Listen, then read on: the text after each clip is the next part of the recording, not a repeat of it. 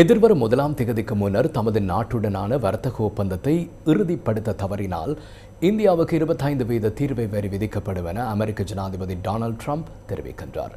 சமூக வலைதள பதிவில் அமெரிக்க ஜனாதிபதி இதனை குறிப்பிட்டுள்ளார்.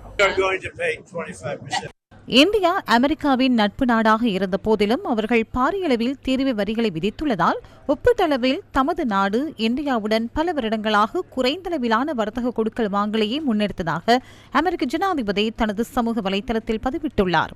இந்தியா ரஷ்யாவுடன் அதிகளவில் கொடுக்கல் வாங்கல்களில் ஈடுபடுவதாலேயே இந்தியாவிற்கு இவ்வாறான தீர்வு வரி அறிவிக்கப்பட்டதாகவும் ட்ரம்ப் தெரிவித்துள்ளார்.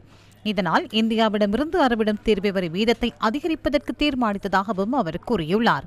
இந்தியா கொள்வனவு செய்துள்ள ராணுவ உபகரணங்களில் பெரும்பாலானவை ரஷ்யாவிடமிருந்தே கொள்வனவு செய்யப்பட்டுள்ளதாக அமெரிக்க ஜனாதிபதி ட்ரம்ப் குறிப்பிட்டுள்ளார்.